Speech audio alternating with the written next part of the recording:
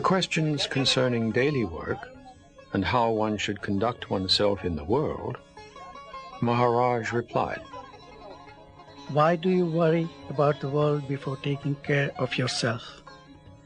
You want to save the world, don't you? Can you save the world before saving yourself? And what means being saved? From what? From illusion.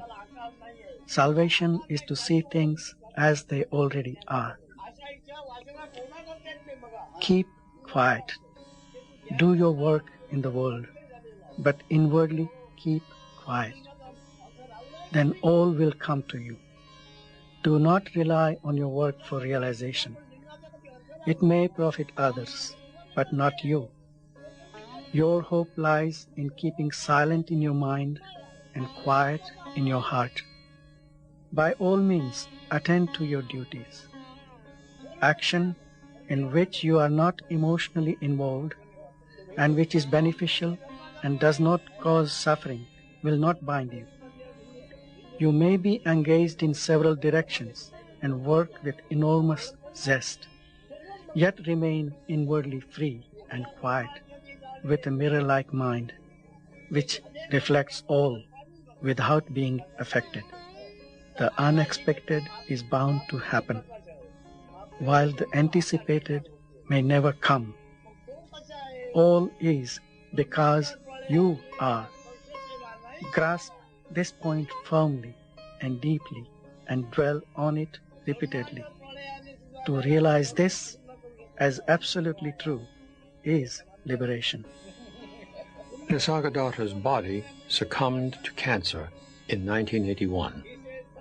During the last year, as his body became frailer and frailer, he refused to stop the flood of visitors.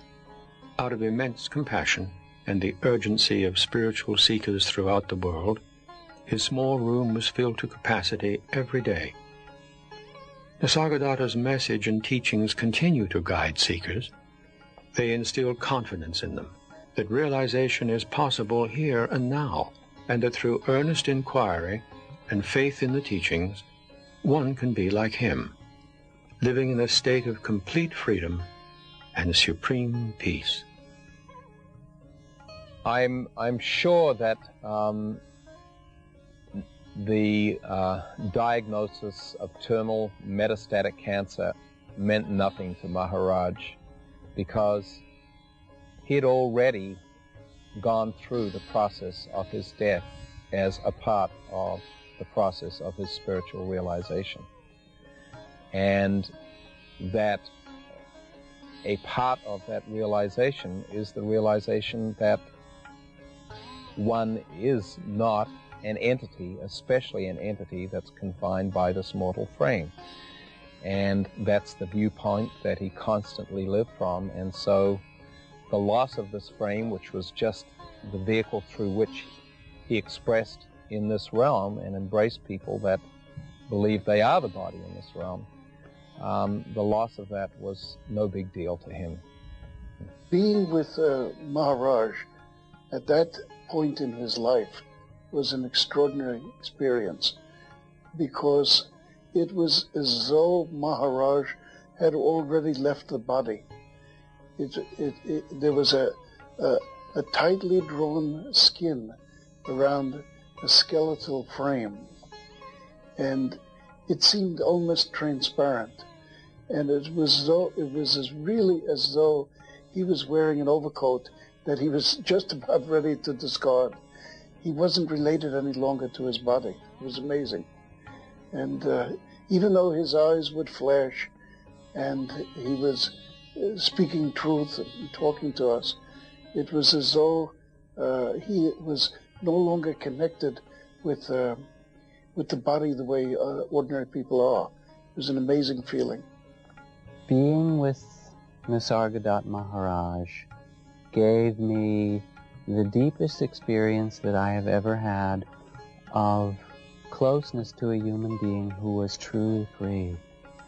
And that freedom was filled with love and aliveness and spontaneity and fearlessness and a place of absolute stillness beyond all of that. that touched that same energy in myself. And now I know it's true. It's that simple. Absolute freedom and happiness is yours to be had in a moment, that it is everyone's birthright, and that if you wish this, you only have to genuinely look into the question, who am I? To see this I am that witnesses it all, and then turn to the I am and see that even that too arises and passes away, and find your absolute freedom. It's there for you.